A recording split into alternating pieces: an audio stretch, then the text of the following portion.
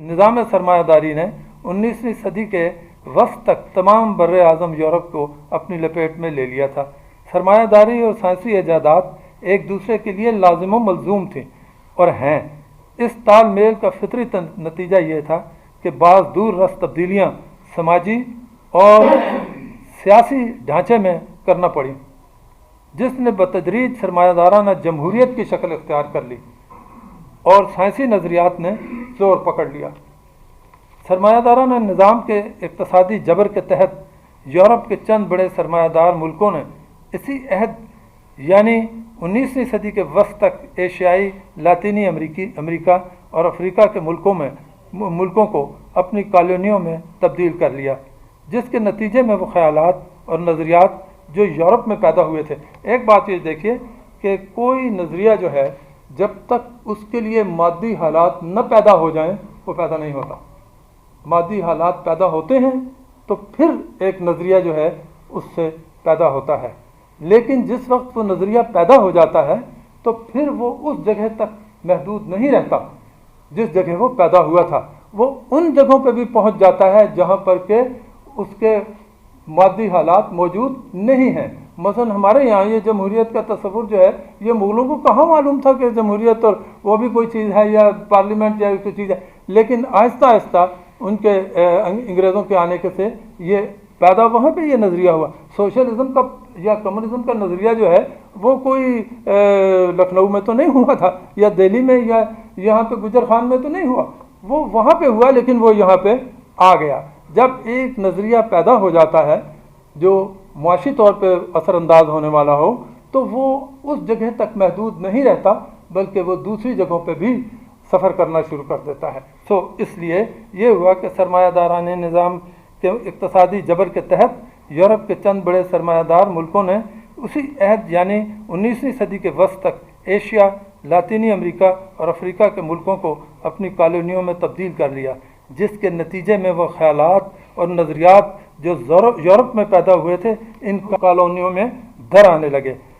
ان کالونیوں میں بر صغیر ایک نمایاں مقام رکھتا تھا۔ کارل مارکس نے بر صغیر میں برطانوی سامراج کے کردار کو دو رخہ بتایا ہے۔ اس نے لکھا ہے کہ اس کا تخریبی پہلو ہے جبکہ دوسرا تعمیری ہے۔ اس کے نزدیک تعمیری پہلو ترقی یافتہ نظریات اور ایجادات کا متعارف کیا جانا ہے، اور دوسرا جو پہلو ہے وہ اس بر صغیر کی جو وہ استحصال کرتے تھے وہ ہے۔ یورپ کے ابھرتے ہوئے سرمایہ دار ملکوں اور یورپ کے پرانے سامراجی ممالک کے درمیان نو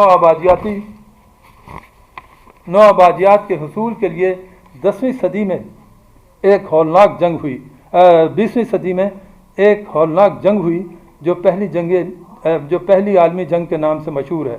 اس جنگ نے بین البر اعظمی تباہی پھیلائی۔ اس سے پہلے بنی نوع انسان کے تجربے میں نہیں، اس جنگ نے جو بین البر اعظمی تباہی پھیلائی اس سے پہلے بنی نوع انسان کے تجربے میں نہیں آئی تھی۔ اس کے مضمرات میں ہر سطح پر نئے سوالات کو جنم دیا اور پشمردگی اور مایوسی کی فضا چار دانگ پھیل گئی۔ اس جنگ کے دوران روس میں جو یورپی دنیا میں طرز قدیم کی شہنشاہیت کا سرخیل تھا، بالشوک پارٹی کی قیادت میں انقلاب برپا ہو گیا، زار شاہی کا خاتمہ ہو گیا اور عوام الناس کا راج پرولتاریہ کی قیادت میں قائم ہو گیا۔ اس نے اس عالمی گھٹا ٹوپ میں امید کی ایک شمع روشن کر دی۔ اس صورتحال میں یورپ کے سرکردہ مصنفین، شعراء اور دانشوروں نے کیا کیا؟ میں یہ کوٹ کرتا ہوں، ادب و تہذیب کی حفاظت کے لیے گورکی، رومیل رولاں، یہ جو رومیل رولاں کہا جاتا ہے جس کو، یہ فرانسیسی نام، تھامس مان، ہنری باربوس، آندرے مالرو کی رہنمائی میں 1935 میں ادیبوں کی ایک بین الاقوامی کانفرنس پیرس میں منعقد ہوئی جس میں ساری دنیا کے بڑے بڑے ادیب شریک ہوئے۔ اس کانفرنس میں ہندوستان کا کوئی بڑا ادیب نہیں شریک ہو سکا، لیکن سجاد ظہیر اور ملک نہیں ہے، کچھ لوگ اس کو ملک کہتے ہیں، یہ ہے ملک راج آنند نے جو اس زمانے میں لندن میں تھے اس میں شرکت کی۔ اس زمانے میں ٹیگور نے اپنی آواز فاشزم کے خلاف کی مخالفت میں آواز بلند کی۔ پیرس کانفرنس کے انعقاد سے چند ماہ پہلے سجاد ظہیر اور ملک راج آنند نے لندن میں مقیم ہندوستانی طالب علموں کی مدد سے ترقی پسند مصنفین کی انجمن بنانے کے خیال کو عملی جامہ پہنایا۔ لندن کے نامکنگ ریستوراں میں اس کا پہلا اعلان نامہ تیار کیا گیا، جس پر ہندوستان کے بڑے بڑے محترم ادیبوں نے بات کو دستخط کیے، اور پھر اسی اعلان نامہ کی بنیاد پہ 15 اپریل 1936 میں انجمن کی پہلی کانفرنس لکھنؤ میں منشی پریم چند کی زیر صدارت منعقد ہوئی۔ ترقی پسند تحریک بڑی تیزی سے پھیلنے لگی اور اردو کے تقریباً تمام بڑے بڑے ادیبوں اور شاعروں نے اس کا خیر مقدم کیا، جس میں سب سے اہم پریم چند، جوش ملیح آبادی، حسرت موہانی، ڈاکٹر عبدالحق، ڈاکٹر عابد حسین، مولانا نیاز فتح پوری، قاضی عبدالغفور، فراق گورکھپوری، علی عباس حسینی اور ساغر نظامی کے نام ہیں۔ اقبال نے بھی کتاب کا نام ہے ترقی پسند ادب، علی سردار جعفری، صفحہ 180 181۔ اس ضمن میں یعنی انجمن ترقی پسند مصنفین کی تخلیق کے بارے میں احمد علی نے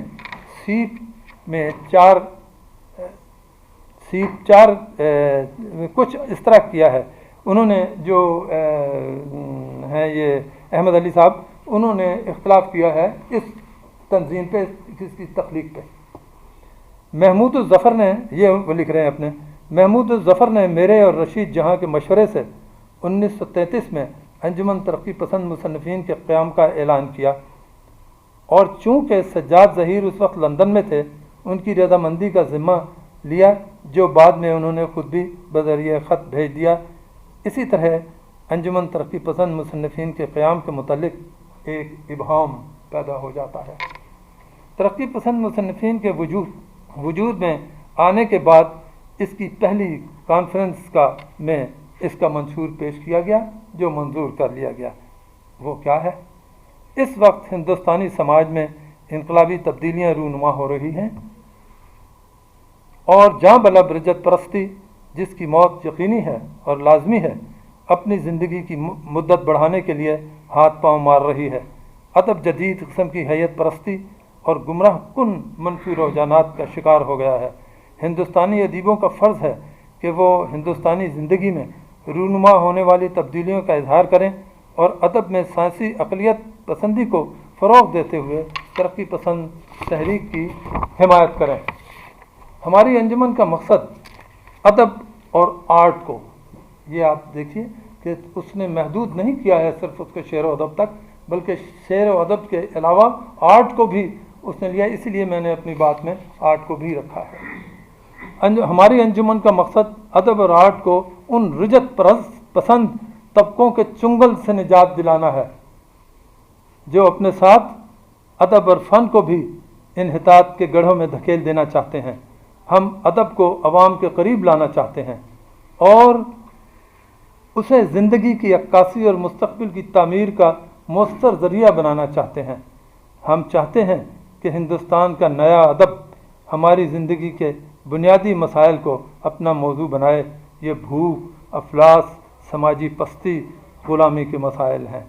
یہ انداز فکر ہندوستان اور اس کے ادیبوں کے ترقی پسند ادب کی تحریک، منشور لکھنؤ 1936، یہ جو میں نے جو میں نے یہ پڑھا ہے، یہ ترقی پسند مصنفین کی جو کانفرنس ہوئی تھی 1936 میں، 15 اپریل 1936 میں، یہ اس کا منشور تھا، یہ اس کو پڑھا گیا ہے۔ اس کے بعد یہ انداز فکر ہندوستان اور اس کے ادیبوں کے لیے قطعی نئی چیز تھی۔ اس سے قبل تو اب ادب کسی تحریک یا اس کے مقاصد کا ہمنوا ہوا ہی نہیں تھا، نہ تخلیق کو منشور کے تابع کرنے کی ضرورت سمجھی گئی تھی، نہ ہی قلم کو ہتھیار قرار دے کر ادیبوں کو پرچم تلے جمع ہونے کی تلقین کی تھی۔ یہ کارنامہ اردو لکھنے والوں نے انجام دیا اور یہ اعزاز بر صغیر کی عظیم زبان اردو کے حصے میں آیا۔ کیا ترقی پسند ادب کی تحریک ایک سیاسی تحریک تھی؟ یہ سوال وقتاً فوقتاً ادبی نزاعت کا باعث بنتا رہا ہے۔ یہ سوال خاص طور پر اس لیے اٹھایا گیا ہے کیونکہ تحریک میں ایسے عناصر بھی شامل ہو گئے تھے جو واضح طور پر مارکسی خیالات کے نہ صرف حامی تھے بلکہ کمیونسٹ تحریک کے کارکن تھے اور ادب کو ترقی پسند ہونا صرف مارکسزم تک محدود کر دینا چاہتے تھے۔ کہ بعض سرکردہ ارکان اردو صحافت کے پیشے سے منسلک رہے تھے۔ کون نہیں جانتا کہ صحافت اور سیاست کا چولی دامن کا ساتھ ہے۔ اس تحریک سے منسلک چند اہم نام جو صحافت میں تھے ان میں فیض احمد ندیم قاسمی، سید سبط حسن اور ابراہیم جلیس ہیں۔ ان حضرات میں احمد ندیم قاسمی، ابراہیم جلیس مارکسسٹ نہیں تھے۔ فیض صاحب اگرچہ کہ مارکسزم کے حامی تھے لیکن اپنی طبیعت اور طرز حیات سے لٹ بردار کمیونسٹ نہیں تھے اور وہ کبھی بھی کمیونسٹ پارٹی کے ممبر نہیں رہے۔ میں یہ اپنی ذاتی انفارمیشن کی بنیاد پہ کہتا ہوں کہ فیض صاحب کبھی کمیونسٹ پارٹی کے ممبر نہیں رہے۔ وہ ٹریڈ یونین کے میں تو ان کا بہت بڑا حصہ تھا لیکن وہ بطور کمیونسٹ پارٹی کے ممبر کے فیض صاحب کبھی اس کے ممبر نہیں رہے۔ ضروری معلوم ہوتا ہے کہ یہاں احمد بشیر جو تحریک کے بانیوں میں سے تھے ان کا ایک بیان اس حوالے سے پیش کر دیا جائے۔ انگارے کی اشاعت کے وقت، یہ آئی ایم کوٹنگ، یہ کوٹیشن ہے، انگارے کی اشاعت کے وقت اور بعد میں سب کے ذہن میں ادبی مقاصد تھے، لیکن وہ ہنگامہ جو 1936 میں پہلی ترقی پسند کانفرنس میں ہوا زیادہ تر سیاسی تھا اور اس نے تحریک کی شکل و حیت کو مسخ کر دیا جس پر اس کی بنیاد پڑی تھی اور جس کا اعلان اس کانفرنس کے انعقاد سے 3 برس قبل کیا گیا تھا۔ یہی وجہ تھی کہ وہ مصنف جو دراصل تخلیقی تھے آخرکار تحریک کے سیاسی گروہ سے دور ہوتے چلے گئے اور کٹتے ہی چلے گئے، جس کی بنا پر سجاد ظہیر نے ان کا اور اصل واقعات کا ذکر اپنی یک طرفہ تصنیف میں یا تو نگہ تعصب سے کیا ہے یا ان کو نظر انداز کر دیا ہے۔ ایسی تصانیف کا نام تک نہیں لیا جو ان کے مفاد کے منافی تھیں یا ان کی بساط کے جمے ہوئے نقشے کو درم بدرم کر دیتی، حالانکہ یہی تحریریں ادبی ترقی میں مشعل راہ قرار دی گئی ہیں۔ احمد بشیر صاحب ان لوگوں میں سے تھے جنہوں نے ترقی پسند تحریک کی بر صغیر میں بنیاد رکھی۔ کیا بتایا آپ نے؟ احمد بشیر؟ احمد بشیر صاحب، بشرا انصاری کے والد؟ ہاں میں بشرا انصاری کے والد، بالکل آپ نے بڑا صحیح ان کو پوائنٹ آؤٹ کیا ہے۔ اچھا، اب اس میں دیکھیں ترقی پسند تحریک کے اثرات اردو ادب اور آرٹ پر۔ رجحانات شاعری، اردو ادب میں شاعری میں جو ایک ترقی پسند شعراء کا حصہ ہے، اس میں اسلوب کے علاوہ اسلوب سے ہٹ کے مواد کے حوالے سے زیادہ زور دیا گیا، یعنی اسلوب کو سیکنڈری یا ثانوی حیثیت دی گئی اور جو مواد تھا اس کو بنیادی حیثیت دی گئی۔ اس کے نتیجے میں اردو ادب میں سب سے پہلے ایک نعرہ بازی کی شکل اختیار کر گیا۔ جی میں آتا ہے کہ مردہ چاند تارے نوچ لوں، ایک دو کا ذکر کیا سارے کے سارے نوچ لوں، کبھی اس کنارے نوچ لوں کبھی اس کنارے نوچ لوں، اے غم دل کیا کروں، اے وحشت دل کیا کروں، مفلسی اور یہ مظاہر ہیں نظر کے سامنے، سینکڑوں سلطان جابر ہیں نظر کے سامنے، سینکڑوں چنگیز و نادر ہیں نظر کے سامنے، اے غم دل کیا کروں، اے وحشت دل کیا کروں۔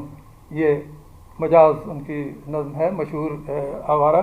پھر آپ یہ دیکھیے کہ اب اس میں ایک آبجیکٹ ہے، ایک کو ایک ترقی پسند شاعر نے دیکھا ہے، ایک کو ایک ترقی پسند شاعر نے دیکھا، آبجیکٹ ایک ہی ہے، نور جہان کے مزار پر۔ تلوک چند محروم کی معروف نظم ہے نور جہان کے مزار پہ، کہتے ہیں کہ دن کو بھی یہاں شب کی سیاہی کا سما ہے، کہتے ہیں یہ آرام گہے نور جہاں ہے، اس میں انہوں نے بہت تعریف کی ہے اس کی عزیر کا، اور آخر میں کہا ہے کہ جو کچھ تھے کبھی تھے مگر اب کچھ بھی نہیں ہیں، ٹوٹے ہوئے پنجر سے پڑے زیر زمیں ہیں۔ اب اس کو ساحر لدھیانوی نے کیسے دیکھا ہے؟